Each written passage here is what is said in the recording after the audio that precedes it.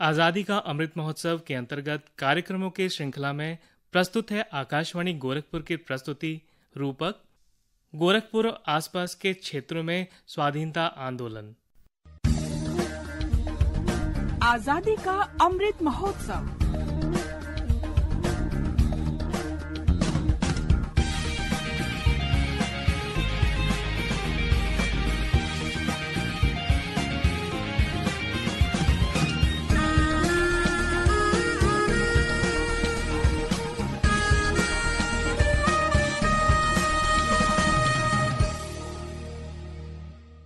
गोरखपुर और आसपास का इलाका स्वाधीनता के पूरे संघर्ष के दौरान अंग्रेजों के लिए काफी दुरूह क्षेत्र रहा। सन 1857 का प्रथम स्वाधीनता संग्राम हो अथवा असहयोग आंदोलन के समय का चौरी चौरा कांड, सविनय अवज्ञा आंदोलन हो अथवा सन 1942 का भारत छोड़ो आंदोलन, इस क्षेत्र ने बाकी पूरे देश के साथ कंधे से कंधा मिलाकर संघर्ष किया और अंग्रेजों को कड़ी चुनौती दी। उत्तर में नेपाल, पूर्व में गंडक नदी तथा पश्चिम और दक्षिण में सरयू नदी से उत्पन्न प्राकृतिक बाधाएं उस समय में इस क्षेत्र को एक प्राकृतिक दुरूहता प्रदान करती थीं। वहीं यहाँ के निवासियों में संचरित होने वाली क्रांति की भावना सदैव इस क्षेत्र को अंग्रेजों के लिए एक समस्या बनाए रखती थी।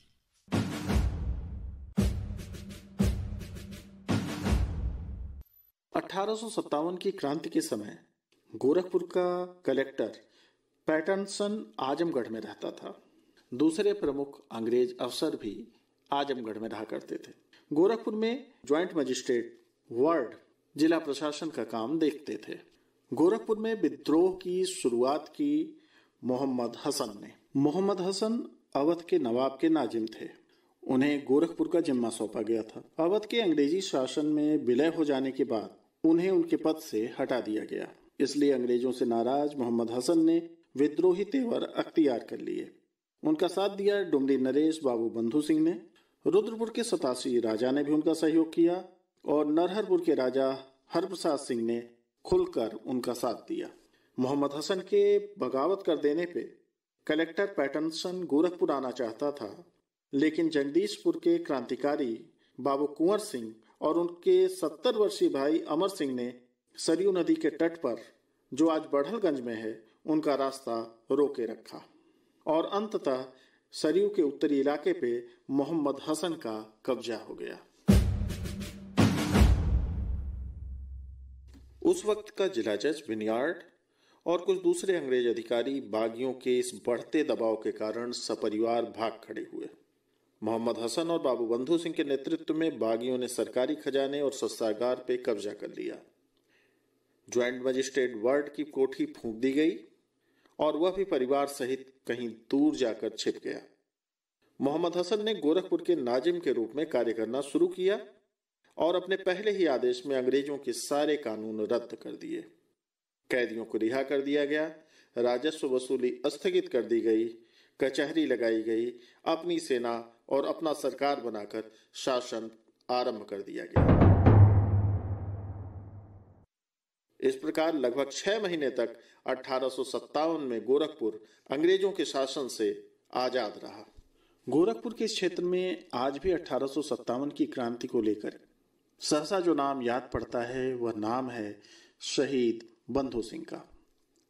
दीनदयाल उपाध्याय गोरखपुर विश्वविद्यालय में इतिहास विभाग के पूर्व विभागाध्यक्ष प्रोफेसर हिमांशु चतुर्वेदी बताते हैं, जहां तक गोरखपुर की बातचीत आती है तो गोरखपुर अंचल में यहाँ पर जो घटनाक्रम चला, उस घटनाक्रम का सीधा जुड़ाव अवध और अवध के साथ साथ दिल्ली तक दिखाई देता है।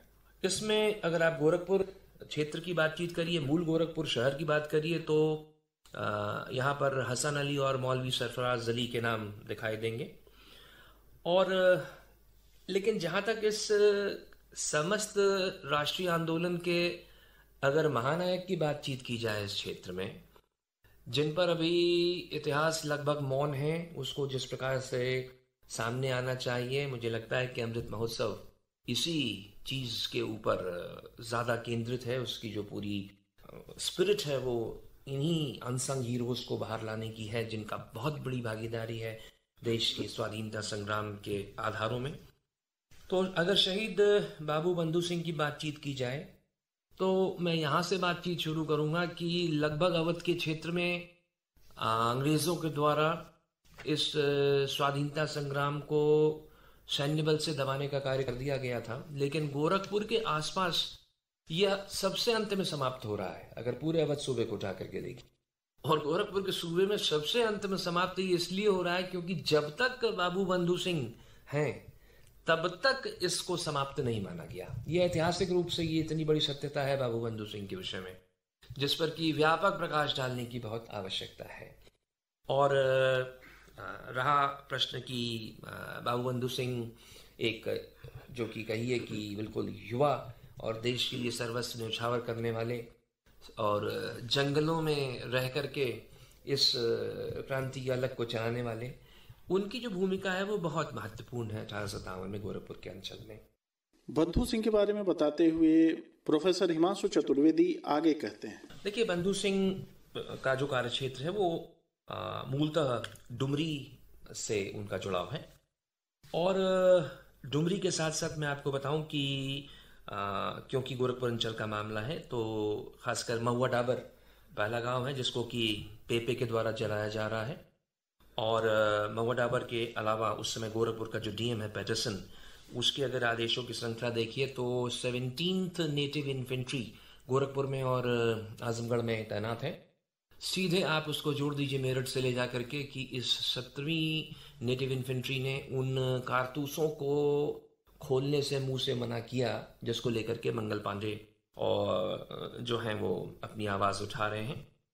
और गोरखपुर में अगर आप देखेंगे तो शहीद बाबू बंधु सिंह के अलावा परगना अमरोहा, नरहनपुर के राजा, नागर की स्टेट और 87 राज, ये सब के सब एक साथ खड़े हो रहे हैं 1857 में देश की स्वाधीनता के लिए और स्वतंत्रता के लिए। जहां तक प्रश्न है बाबू बंधु सिंह का, तो बाबू बंधु सिंह की पहली खासियत यह है कि वो जो एक छापामारी पद्धति होती है जिसको गुरिल्ला वारफेयर कहते हैं, उसमें उनका एक जबरदस्त एक्सपर्टाइज है और वो सीधी चुनौती ब्रिटिश हुक्मरान को दे रहे हैं। घटनाक्रम देखिएगा अगर तो शायद जितनी दिक्कतें शहीद बाबू बंधु सिंह ने पैदा की इस क्षेत्र में, अगर उसका खाका बनाइए तो 29 अप्रैल 1858 से खाका बनना शुरू होता है जब पहली बार अपने 300 लोगों के साथ वो एक गवर्नमेंट की जो पोस्ट है, जो थाना है, उस पर आक्रमण कर रहे हैं जहां की 11 पुलिसकर्मी मारे जा रहे हैं। फिर 4 मई 1858 को डुमरी थाने पर वो उनका आक्रमण है। ये सारे जो थाने हैं ब्रिटिश हुकूमत की, ये सब कहिए कि सिंबल्स हैं उनकी पावर के, उनकी ताकत के। 14 मई 1858 को 40 जो गाड़ियां, बैलगाड़ियां रसद लेकर के जा रही हैं, वो उसको रसद छीनने का काम करते हैं और जो जनता में जिनको ज़रूरत है उसके बीच वो बांट रहे हैं। और 17 मई 1858 को वो पिपराइच थाने पर फिर आक्रमण कर रहे हैं। और 21 मई को जो ब्रिटिश पार्टी है जिसको कि बर्ड लीड कर रहा है, नेतृत्व कर रहा है, वो कोशिश कर रही है बंधु सिंह को पकड़ने की, लेकिन वो बंधु सिंह को कैप्चर नहीं कर पा रहे हैं क्योंकि जंगल जो है वही उनका मेन आश्रय है। वो निरंतर जंगलों की ओर वापस चले जाते हैं जिस जंगल की जानकारी उनको है और यहाँ पर ही लोग प्रवेश नहीं कर पा रहे हैं। इसके बाद वो हथुआ थाना के ऊपर उनका आक्रमण दिखाई देगा और फिर वो जो शाही कोठी है कुसमी की, उसको वो अटैक कर रहे हैं क्योंकि उस समय जो इमामबाड़ा के गद्दे नशीन है सैयद अहमद अली शाह साहब, वो बेसिकली ब्रिटिश एक सपोर्टर हैं। और बंधु सिंह के बारे में अगर मैं आपको एक बड़ी जो प्राइमरी डॉक्यूमेंट है जिसको कहिए कि गदर के ज़माने में लिखा गया, ये जिस घटनाक्रम के समय ही कशाफुल बगावत में एक बड़ी महत्वपूर्ण बात बाबू बंधु सिंह के लिए कही गई है कि बंधु सिंह बागी का सर जब कटे तो यहां से भी गर्द बगावत मिटे। मतलब कि लास्ट अगर कोई अंतिम कोई व्यक्ति है जो इस अलख को किसी न किसी रूप में जला करके रखने का काम कर रहे हैं तो बाबू बंधु सिंह इस क्षेत्र में। बंधु सिंह जब तक जीवित रहे हैं अलीनगर में, हम सबको पता है कि उनको फांसी हुई। एक लोकायुक्ति बहुत बड़ी है ये अपने आप में कि उनको फांसी देने की कोशिश तरकुलहा देवी जो मंदिर उन्हीं के द्वारा बनाया गया है पर की गई, बार बार रास्ता टूट जा रहा था और उनके चेहरे पे कोई शिकन नहीं थी जिस समय वो इस देश की माटी को बचाने के लिए उन्होंने अपना सर्वस्व न्यौछावर किया। तो बंधु सिंह तो इस क्षेत्र के 1857 के समझ लीजिए एक महानायक हैं। मौखिक इतिहास की परंपरा में गाए जाने वाले इन महानायकों के बारे में प्रोफेसर निधि चतुर्वेदी कहती हैं। देखिए, इतिहास में दो ही चीजें आजकल काउंट हुई हैं, सिर्फ प्राइमरी सोर्सेज और सेकेंडरी रिसोर्सेज जिन पर हम लोग रिसर्च करते हैं। लेकिन जैसा कि अभी चौरी चौरा में भी हुआ, आपने देखा होगा कि वहां पे नई चीजें निकल कर आई। तो ओरल हिस्ट्री जो कि अब रीजनल इतिहास या क्षेत्रीय इतिहास के लिए बहुत इम्पोर्टेंस रखता है। इसी ओरल हिस्ट्री के आधार पर प्रोफेसर हिमांशु चतुर्वेदी कुछ नाम और बताते हैं उन योद्धाओं के जिनको इतिहास में वह सम्मान नहीं मिल सका जिसके वे हकदार थे। अगर मैं आपको ओरल हिस्ट्री की ओर थोड़ा सा ले जाऊं, क्योंकि डॉक्यूमेंट्स मौजूद नहीं है, थोड़ा सा गोरखपुर से हटे छावनी की ओर अगर हम लोग जाएं तो वहां पर क्रांतिकारियों को जिस तरीके से पीपल के पेड़ पर आज भी लोग वहां पर ये लोक कथाएं चल रही हैं। तो एक बेलड़ी क्षेत्र पड़ता है वहां पर, जहां पर एक इन्हीं क्रांतिकारियों के वंशज हैं। रामानंद शुक्ल जी वो ओरल हिस्ट्री में बताते हैं कि जिस पीपल के पेड़ पर फांसियां दी गई उसके विषय में वो कह रहे हैं कि जैसे ईश्वरी शुक्ला, बनबीर सिंह, रिसाला सिंह, बाबू रामदीन, रघुवीर बाबू, इन नामों की इस अंचल में अभी चर्चा शुरू हुई नहीं है। इन नायकों की चर्चा करते हुए प्रोफेसर हिमांशु चतुर्वेदी आगे कहते हैं, बहुत जबरदस्त है यहाँ का इतिहास।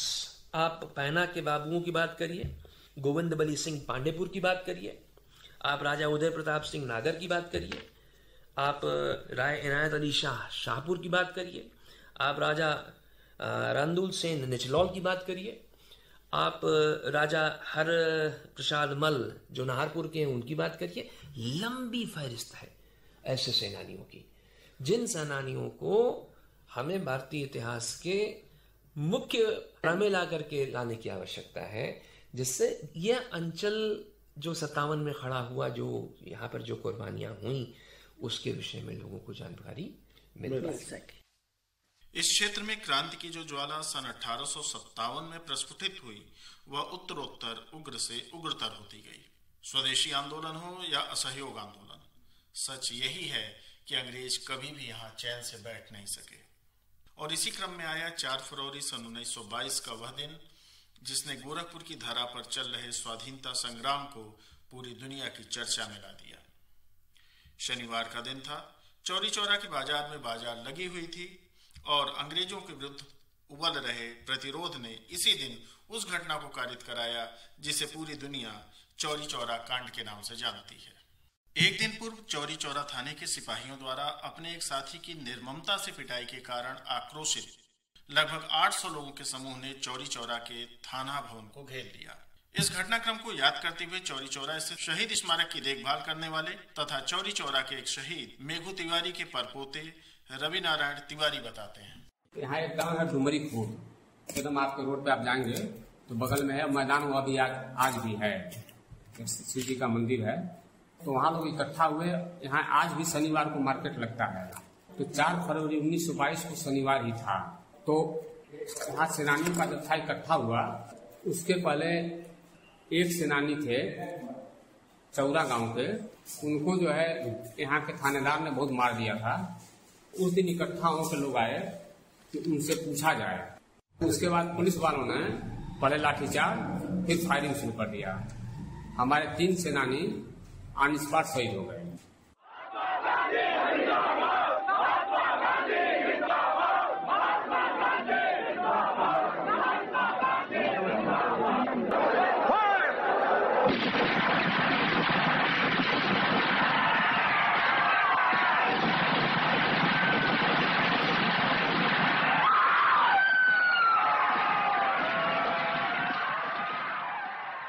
उसके बाद उन्होंने रेलवे लाइन से पत्थर उठाया, पत्थर जवाब देना शुरू किया।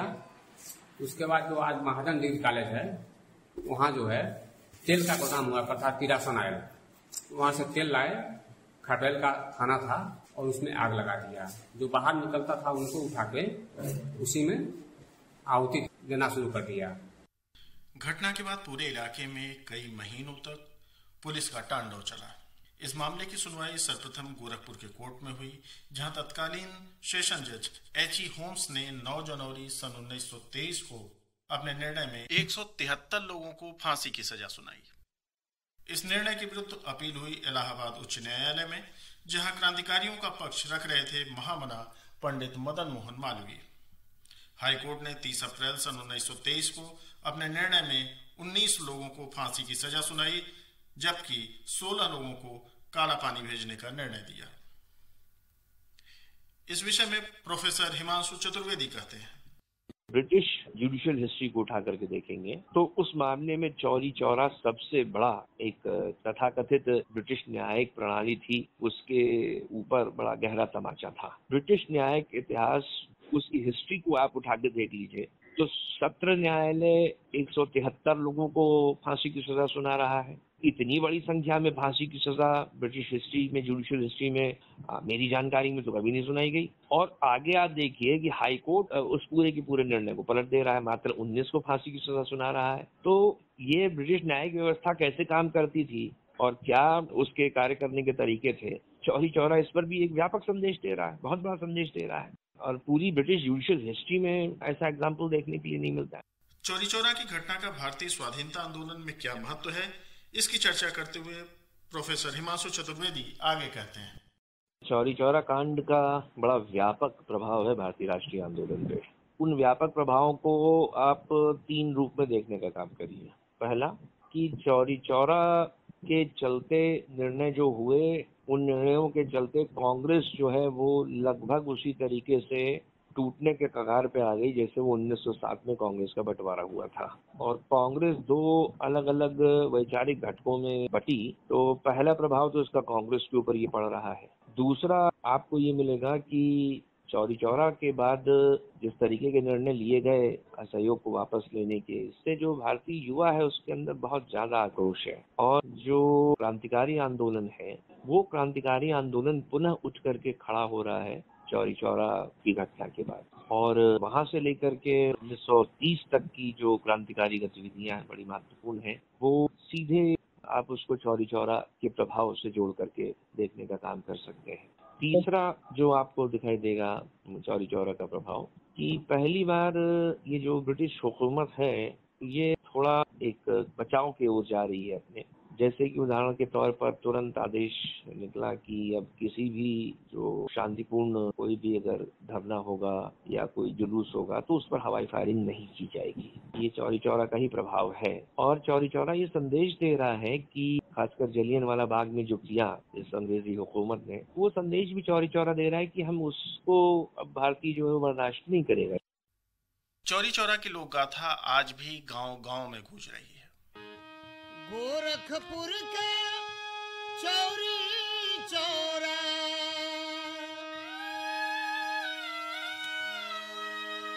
हो गोरखपुर के चौरी चौरा, बाटे बहुते खास, तो देश में बलिदानी के कर अलगे बा इतिहास।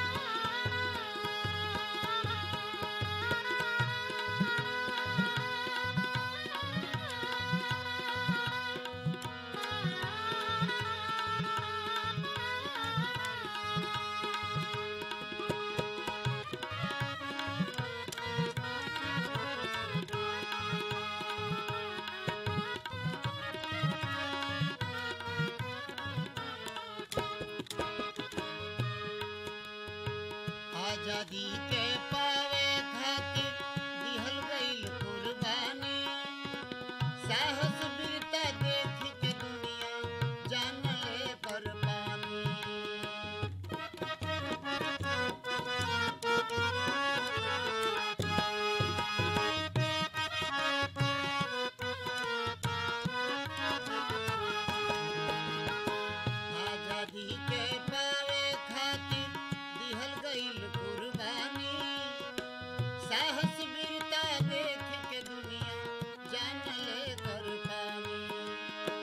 व्यर्थ न जाए देवे पावन,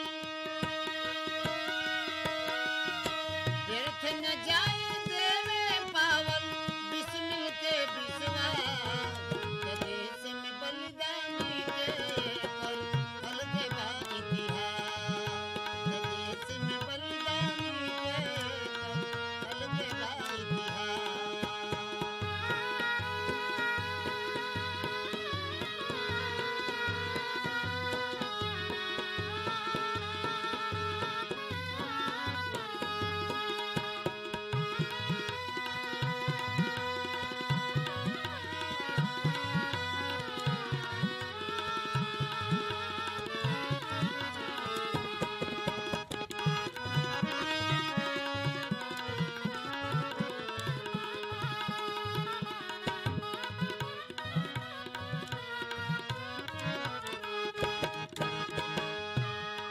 कितने वीर जवानन के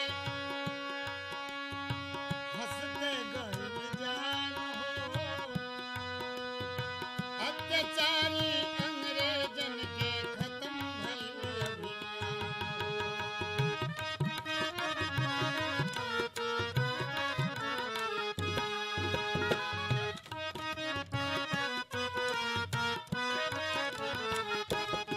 कितना वीर जवानन के हंसते गइल जान हो, अत्याचारी अंग्रेजन के खत्म भइल अभिमान हो। बेटी बहिन के चेहरा जहवा,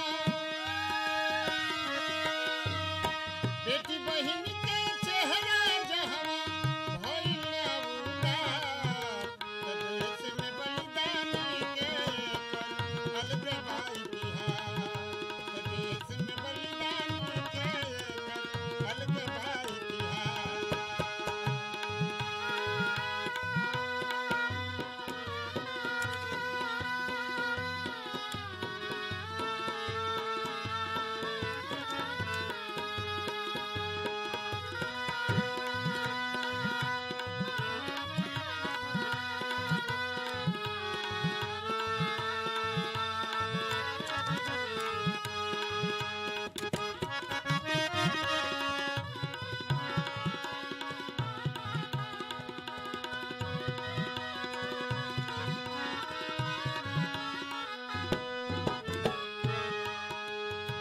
बाबा गोरखनाथ के धरती बहुत हई पावन, बुध के ज्ञान से सगरो दुनिया हो जाला मन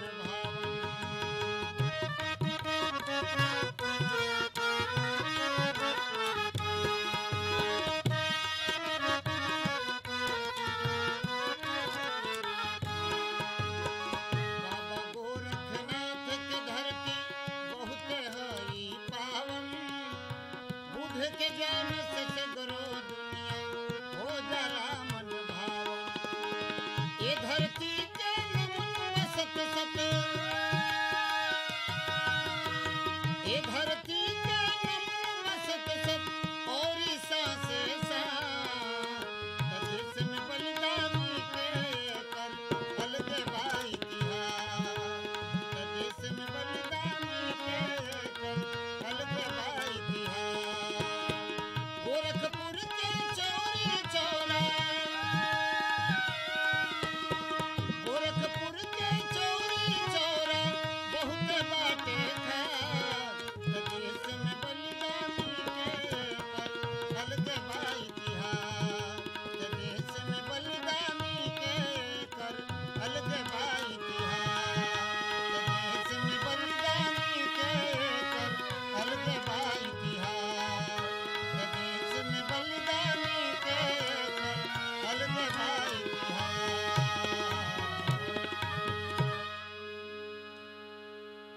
असहयोग आंदोलन के बाद भी क्रांति की भावना यहाँ जन जन को उद्वेलित करती रही। फिर चाहे सविनय अवज्ञा आंदोलन हो या भारत छोड़ो आंदोलन। भारत छोड़ो आंदोलन की चर्चा करते हुए प्रोफेसर हिमांशु चतुर्वेदी बताते हैं कि उस समय जो संयुक्त प्रांत है जो 1902 में बन रहा है, तो संयुक्त प्रांत में उत्तर प्रदेश भी आता है और उत्तराखंड भी आता है। तो संयुक्त प्रांत में आप 1857 से शुरू हो जाइए अगर, तो निरंतर आपको ये जो भूमि दिखाई देगी ये राष्ट्रीयता से ओतप्रोत दिखाई देगी। और 1942 में अगर आप इसको कुमायूं गढ़वाल क्षेत्र और अतिरिक्त उसके जो बुंदेलखंड, रोहिलखंड, अवध का क्षेत्र, पूर्वी उत्तर प्रदेश, इसमें अगर आप बांट करके देखें तो आपको हर जगह इस आंदोलन की तीव्रता उतनी ही मिलेगी जितनी कि एक जगह मिलेगी। ये इसकी बहुत बड़ी खासियत है। तो उसके कहने का अर्थ तात्पर्य ये है कि जो उस समय भारत के अंदर जो जनाक्रोश है औपनिवेशिक सरकार से, उसका अगर आप एक लेवल देखेंगे तो आपको वो सामान्य गुस्सा भारतीय के अंदर दिखाई देगा। और ये जो गुस्सा, ये आम जनमानस का गुस्सा है कि वो अपनी अब स्वतंत्रता के लिए किसी समझौते के लिए तैयार नहीं है। इस विषय में प्रोफेसर हिमांशु चतुर्वेदी आगे कहते हैं, 1942 में अगर आप गोरखपुर से एक पट्टी पकड़िए, पूर्व की ओर बढ़िए, जिसमें गोरखपुर से आप निकलेंगे तो मऊ से होते हुए आजमगढ़ आप छुएं, गाजीपुर छुएं, बलिया छुएं और काशी तक जाएं। ये इतना जबरदस्त है आंदोलन इन क्षेत्रों में कि बलिया में जो स्वतंत्र सरकार का गठन हुआ, तो बलिया में जो घटनाएं घटी उसके साथ साथ आपको देखना पड़ेगा कि जैसे आजमगढ़ के क्षेत्र में और बलिया के क्षेत्रों में महानंद मिश्र, चित्तू पांडे आपको दिखाई देंगे, जिनका बड़ा भारी योगदान है। फिर आपको मैं एक और महत्वपूर्ण घटना बताऊं कि 14 अगस्त 1942 को बेलथरा, जो कि गोरखपुर से लगा हुआ है, इस बेलथरा के रेलवे स्टेशन पर जो विरोध दर्ज किया जा रहा है और वहां पर आगजनी की जा रही है, ये छात्राओं के द्वारा की जा रही है। ये एक बड़ा महत्वपूर्ण रिकॉर्ड है इस क्षेत्र के लिए। फिर 17 अगस्त में रसड़ा का रेलवे स्टेशन, उसको फूंकने का काम किया जा रहा है। 5 से 10 हजार लोग उसमें शामिल हैं। फिर आप पडरौना की ओर आइए, सेवरही की ओर निकलिए, तो सेवरही में 11 युवाओं को गोली मारी जा रही है क्योंकि वो रेल को रोकने का कार्य कर रहे हैं और सिग्नल नहीं वो उठने दे रहे हैं। एक के बाद एक 11 सिग्नल पे चल रहे हैं, उनको गोलियां मार दी जा रही हैं, सब युवा हैं। फिर आप देवरिया में आप जाएं तो आपको देवरिया की जो डीएम कार्यालय का जो क्षेत्र है, वहां पर एक मूर्ति दिखाई देगी जो शहीद रामचंद्र की मूर्ति है। विद्यार्थी है, लगभग 19 वर्ष का, वो तिरंगा लेकर के कलेक्ट्रेट में फैला रहा है, उसको गोली मारी जा रही है। तो और गोरखपुर अंचल में आप अगर इसकी बातचीत करें तो यहाँ तो बड़ी ही महत्वपूर्ण चीज दिखाई देगी कि मैंने एक बड़ा सेमिनार कराया था कि पूर्वी उत्तर प्रदेश में भारत छोड़ो आंदोलन, गोरखपुर अकेला वो क्षेत्र इसमें से निकल करके आया जिसमें कि 9 और 10 अगस्त को जो पहली घटना रिकॉर्ड हो रही हैं वो शहर में नहीं हो रही हैं, वो ग्रामीण अंचल में रिकॉर्ड हो रही हैं।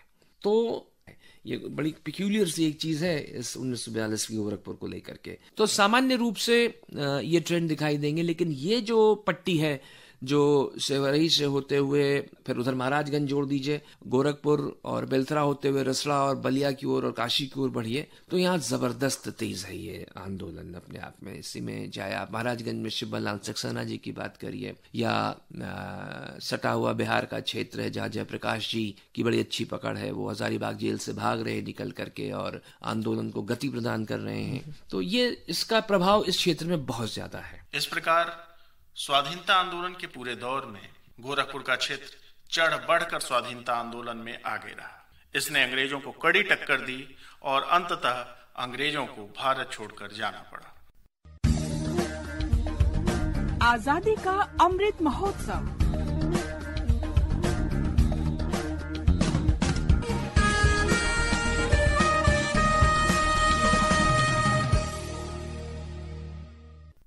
अभी आप सुन रहे थे रूपक गोरखपुर और आसपास के क्षेत्रों में स्वाधीनता आंदोलन। प्रस्तुति सहयोग आलोक कुमार, मनोज कुमार यादव एवं दीपांकर मिश्र। वाचन स्वर एवं प्रस्तुति मनीष तिवारी।